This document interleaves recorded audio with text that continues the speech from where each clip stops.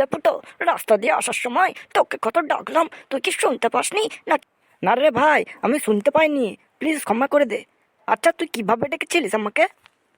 ওই তো ফুটো, ফুটো, ফুটো। আরে তুই আমাকে ডাকছিলিস নাকি নেরি কুকুরগুলোকে ডাকছিলিস রাস্তার? হ্যাঁ রে, দিয়ে অনেকগুলো কুকুর চলে এসেছিল। ওরে রাজু, তুই যদি ফুটোকে রাস্তায় ফুটো ফুটো করে ডাকিস, তাহলে কুকুর ছাড়া আর কে আসবে রে? দেখ পচা, আমাকে ভাঙাস না, আমার মাথা গরম হয়ে যাচ্ছে। ওয়ে, এই শীতেও তোর মাথা গরম হয়ে যাচ্ছে? আমাদের তো কিছুই গরম হচ্ছে না, আর তোর মাথা এত তাড়াতাড়ি গরম হয়ে যাচ্ছে। এই তোরা থামবি নাকি রে? কি শুরু করেছিস?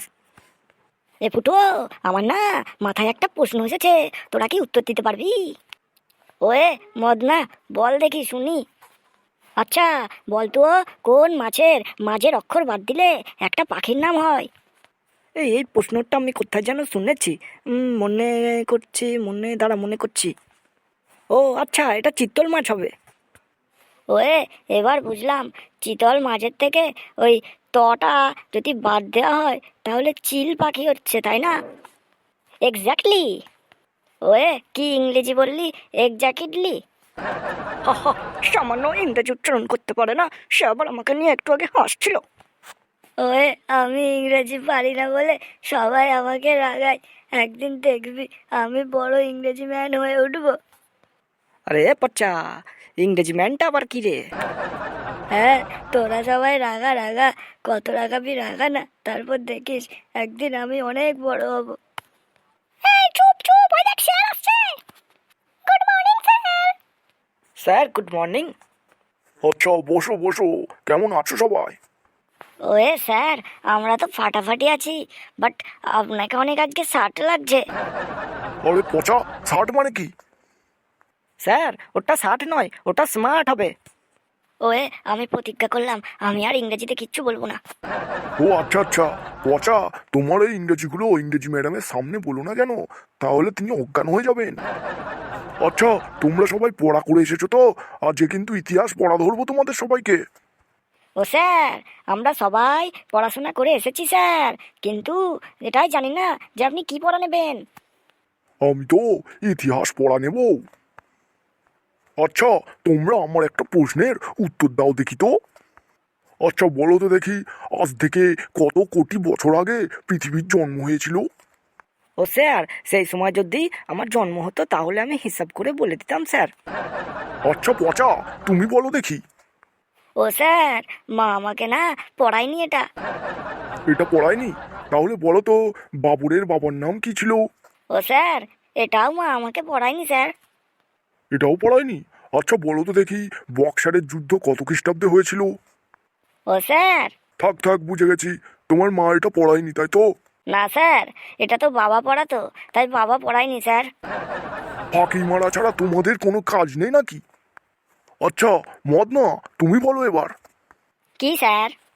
বলো তো দেখি, দিল্লির লাল কেল্লা কে তৈরি করেছিল? স্যার, ওটা তো রাজমিস্ত্রিরা তৈরি করেছিল স্যার। মাথায় তোমার কিচ্ছু নেই? আচ্ছা ফুটো, এবার তুমি বলো তো দেখি, তাজমহল কার আমলে তৈরি হয়েছিল? স্যার ওটা তো আমার দাদুর দাদুর দাদুর দাদুর আমলে তৈরি হয়েছিল স্যার। আমার দাদুই বলেছে এই কথাটা। তোমরা তো দেখছি আমাকে পাগল করে দেবে। আচ্ছা টুনির মা, তুমি বলো তো দেখি। স্যার, আপনি আমাকে কি বললেন? টুনির মা? আমার নাম টুনির মা নয় স্যার, আমার নাম টুনিমা। আচ্ছা টুনির মা, থুরি থুরি, টুনি মা তুমি বলো তো দেখি, শাহজাহানের স্ত্রীর নাম কি ছিল? স্যার, শাহজাহান যদি বেঁচে থাকতেন তাহলে ওনাকে আমি টুক করে একটা ফোন করে বুক করে তার উত্তরটা জেনে নিয়ে আপনাকে বলে দিতে পারতাম। তোমরা আমার সাথে ইয়ার্কি মারছো সবাই, দেখবে দেবো নাকি দুঘা। স্যার একটা কথা বলবো? বলো। বলছি স্যার, আমরা ওই শর্ট কোশ্চেন এক কথায় প্রকাশের উত্তরগুলো দিতে পারি না, আমরা বট কোশ্চেনের উত্তর খুব ভালো পারি। কি বললেন তো, বানিয়ে বানিয়ে তো পারি দিতে, তাই বট কোশ্চেন ধরুন স্যার। ওয়ে স্যার, ফুটো ঠিকই বলেছে। আচ্ছা ফুটো, তুমি বলো তো দেখি, বক্সারের যুদ্ধ সম্পর্কে কি জানো? স্যার, যে যুদ্ধে বক্স ভাড়া করে গান বাজানো হয় সেই যুদ্ধকেই বক্সারের যুদ্ধ বলে। আসলে স্যার, বক্স বাজানো নিয়ে পাল্লাপাল্লি হয়, কার বক্সে বেশি জোর, এই দিকের বক্সে বেশি জোর নাকি ওই দলের বক্সে বেশি জোর, এই নিয়ে একটা ঝামেলা লেগে যায় স্যার। দিয়ে দুই দলের মধ্যে যুদ্ধ লেগে যায়, এটাকেই বক্সারের যুদ্ধ নামে পরিচিত। তারপর স্যার বক্সার চুপ, একদম চুপ। তোমাদের জন্য আমি অর্ধেক পাগল হয়ে গেছি, এবার পুরোটাই পাগল করে দেবে। পচা, এবার তুমি বলো পানিপথের যুদ্ধ সম্পর্কে। ওয়ে স্যার, যে যুদ্ধটা জলের মধ্যে হয় তাকেই পানিপথের যুদ্ধ বলে।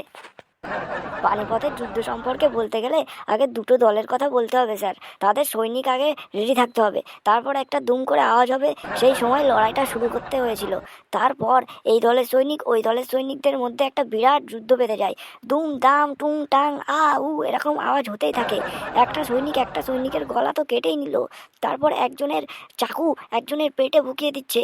এরকম হাতি ঘোড়া সব নিয়ে মারামারি করতে লেগেছিল পানিপথের যুদ্ধে।